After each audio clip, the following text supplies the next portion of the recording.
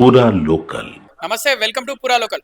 ప్రస్తుతం మనం press club లో భాగ్యనగర్ ఉత్సవ సమితి సెంట్రల్ మెంబర్ సంజయ్ ఘనాతే తోటి ఉన్నాము. ఈసారి భాగ్యనగర్ లో, హైదరాబాద్ లో వినాయక చవితి ఉత్సవాలు ఎలా జరగబోతున్నాయి? బ్రహ్మాండంగా జరగబోతుంది. 46 సంవత్సరాలకి వెళ్ళి ఇది 46వ సంవత్సరం. 45 సంవత్సరాలు ఘనంగా జరిగింది.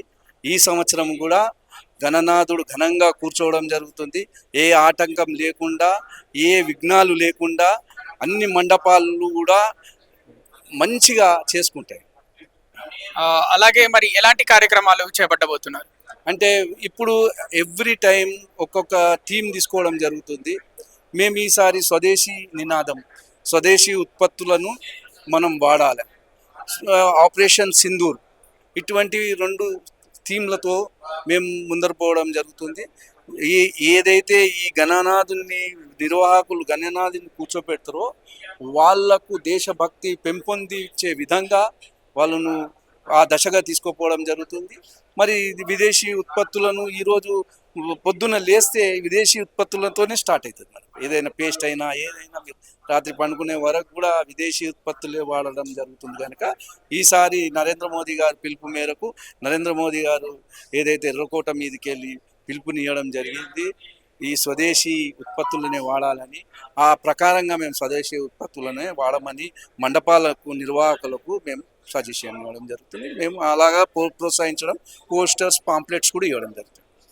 మారోడి గోబ్యాక్ అనే విషయం మీద పెద్ద చర్చ నడుస్తుంది భారతదేశంలో, అలాగే తెలంగాణలో ముఖ్యంగా ఎక్కువ నడుస్తుంది. మరి మారోడీలు కూడా గణేష్ను పెట్టుకుంటారు కదా, మరి పరిస్థితి ఏంటి? ఎందుకంటే మారోడి గోబ్యాక్ అని నిరసనలు తెలుపుతున్న పరిస్థితి తెలంగాణ రాష్ట్రంలో. ఈ విషయంలో మార్వాడి గోబ్యాక్ అనేది ఒక ప్రొపగండా, ఒక వర్గం వారు దాన్ని లేవనెత్తుతుండ్రు. కానీ వాస్తవానికి మార్వాడీలు అనేది ఏమీ లేదు. ఎందుకంటే రాజ్యాంగం మనకు కల్పించింది భారతదేశంలో ఎక్కడైనా ఉండవచ్చు, మరాఠా అయినా, గుజరాతీ అయినా, మార్వాడి అయినా ఎక్కడైనా ఉండవచ్చు. ఇది బోకస్ ప్రొపగండా లేపుతుండ్రు కనుక దాని గురించి ఎక్కువ మాట్లాడేది లేదు. హిందువులు, మార్వాడీస్ హిందువులు ఉన్నారు, అందరూ కూడా హిందుత్వాన్ని గురించి మాట్లాడుతున్నారు. ఈసారి మొత్తం ఎన్ని గణేష్లు పెట్టబోతున్నారు? అంటే వస్తున్నాయి ఈసారి మండపాలు ఎన్ని వెలవబోతున్నాయి? ఇప్పటి వరకు 1,40,000 గణపతులది మా దగ్గర రికార్డు ఉన్నది.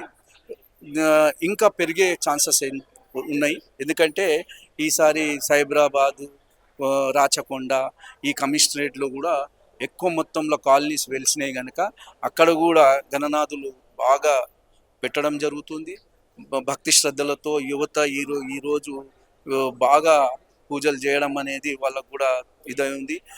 దీని ద్వారా దేశభక్తిని కూడా పెంపొందించే విధంగా దేశభక్తి పిల్లల్లో రావాలి కనుక ఆ రకంగా మేము భాగ్యనగర్ గణేష్ ఉత్సవ సమితి వారు.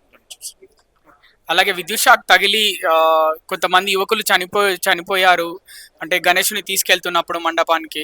సో మరి ఏం చెప్పాలనుకుంటున్నారు? యువకులకు ఎలాంటి పిలుపుని ఇవ్వబోతున్నారు మీరు? అంటే యువకులకు ఏదైనా ఇప్పుడు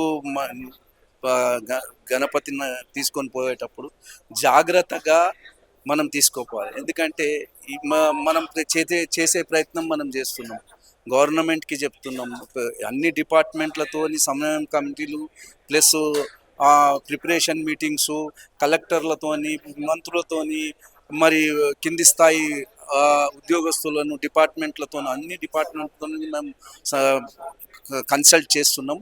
సో ఇట్లాంటి అవాంఛనీయ సంఘటనలు రాకూడదని మేము కూడా కోరుకుంటూ ఈ గణనాథుని మొక్కుతున్నాం.